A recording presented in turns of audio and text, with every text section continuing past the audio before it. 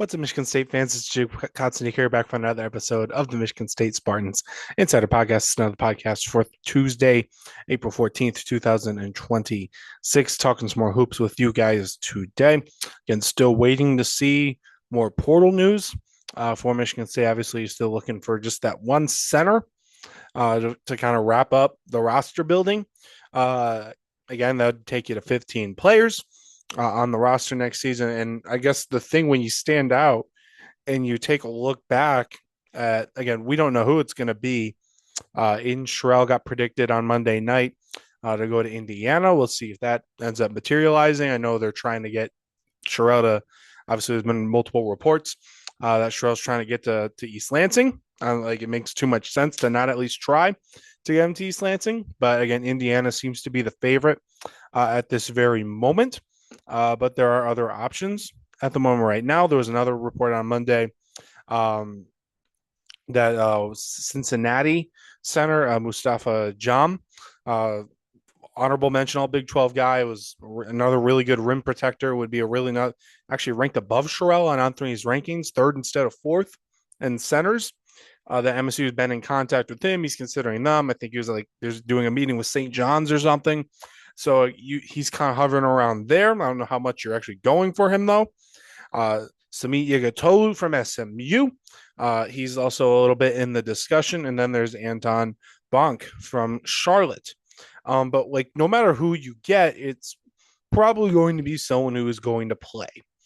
And then you kind of take a look back. You look down the roster and you're looking at a roster where 12, 13 guys can realistically play. There's the depth on next year's roster is serious. Like more than the team from 2 years ago where you could very realistically go 10 deep is. Because at point guard, you've got Fears, All-American, all first team All Big Ten guy. Then you have Divine Ugachukwu, and then you have Carlos Medlock. Three good options right there. And Medlock, high 4-star recruit, guy who I don't think you're going to be able to redshirt, or you should redshirt. Shooting guard, you can put Scott there. You can put Ugachukwu there. You can start Jervis. I have to try to think. Kurtang. 4 options, just right off the bat, right there. Small forward, you can put Scott there too. You can play Caleb Glenn. You can play Cohen Carr. Power forward, you can play Cohen Carr. You can play Cam Ward. You can play Jesse McCullough a little bit. You got Julius Event coming down the pike over there. Although I do think if you're going to redshirt someone, it would be Event right away. Lowest rated guy in the incoming recruiting class, but he's still ranked in the 80s nationally, so he's pretty solidly in 4-star territory. Then at center, again, more of a question, but you're going to get a portal guy, but you still have McCullough there, probably as your primary backup, but it is competing with Ethan Taylor, a high 4-star recruit, though not a guy who maybe you're going to play Ethan Taylor, but I don't think you're going to see him get some like serious minutes right away because he wasn't getting a ton of minutes towards the end of his senior season at Lincoln Academy. Again, Lincoln Academy is one of the best prep schools in the entire nation, but still a big leap from Link up to Michigan State.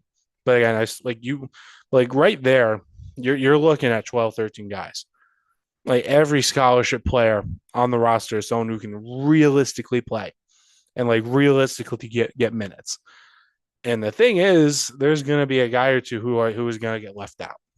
Someone's going to get you're not going to run a 12-man rotation the entire season. You're not. I think to some level, you just kind of have to have that separation from the playing group and everyone else. You just kind of have to have some guys who their main role is the scout team. Got the Walton twins for that. Maybe you'll have Julius Event running scout team. Maybe you'll have Medlock running scout team next year, which would be, that's not something I actually was like thinking would truly happen. But when you're looking at third string point guard, who's it going to be? It's probably going to be Medlock. Maybe he goes past Ugachukwu, but like having Ugachukwu be scout team point guard would he's a junior. I think he was a decent player for Michigan State this past season. Like you're going to have a pretty good scout team next season, real good scout team. So it's just the depth is very, very, the depth is about as deep of a team as you're going to have here in some time. Again, the center is just that big piece. It's the big thing this team is missing. It's, we'll deal with the news as it comes there. Again, looks like you're losing the race for Sherrell. Maybe the price doesn't match what you're looking for him. I still would really like Yugotowu on this team. I think some people might be split on him, but when I watch him, there's some Carson Cooper-esque tendencies from him. And maybe you want something better than Cooper. Like, I don't think Cooper was the thing that was holding this team back. I think the lack of a backup point guard, again, with Ugochukwu's injury, but the lack of a real backup point guard was a big thing here. And the lack of reliable shooting, I think, was a big thing holding this team back. And next year, those problems, I think, are going to go away. Because, again, you've got Ugochukwu and, like, Ugochukwu and Medlock gives you two safety valves at the backup point guard spot, like true Big Ten level players. No offense to Denim Wojcik, but we all saw it. So you have that solved, and then some. But then the wing shooting part again. Curtin was still a really, really good 3-point shooter. He was just a little inconsistent. He can be a little more consistent. He actually shot better on the road than he did at home, and I think that's maybe a good problem to have. I don't know. But he still shot like 38% from three. And I think it'll go up again as he continues to hone it in and become maybe a more versatile player. But Josiah Jervis, a really good shooter, shot 38% for his high school career. Again, you're moving back a couple of feet in college, but he's a guy who, he's going to have that green light. He can go and do it. Jordan Scott's a really good 3-point shooter. He got better he shot, I think, like 40% after January 1st, after he kind of had a cold start from behind the 3-point arc.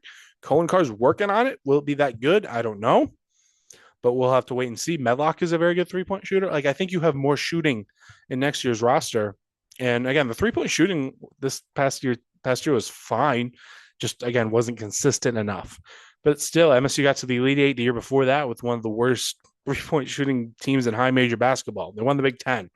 So they found ways to win either way without it. But obviously, the goal next year, at the very least, has to be getting to that Final Four.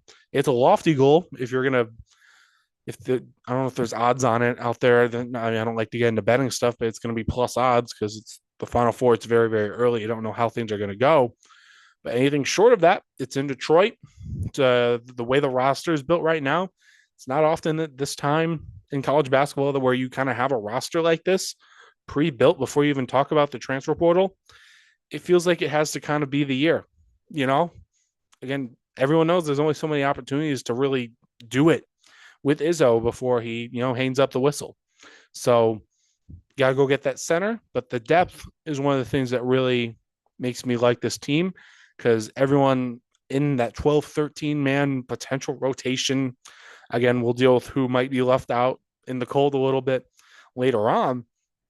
But there's good things for everyone that has a scholarship on next year's team. We'll deal with the center when we get to it. But again, it has to be someone who is starting caliber in the Big Ten. Right now, if you can get Jam, I would be over the moon. Again, he hasn't come up a ton, but there was the report on Monday that they're like in consideration. So, hey, that's something better than nothing. But again, Yugotowu feels like he would be a really good fit at Michigan State, man. I don't know if you're going to get Sherrell. Obviously, I think that's been the most people's dream. Bonk would be Like, I wouldn't say I'm underwhelmed, but I wouldn't say I'm overwhelmed. And again, we'll deal with more names if they ever pop up as well in that way. But yeah, just depth, feeling really good about it. It's a rare opportunity where I think you're looking at a potential national title contender if you do things right next season, if you get the most out of the roster again next season.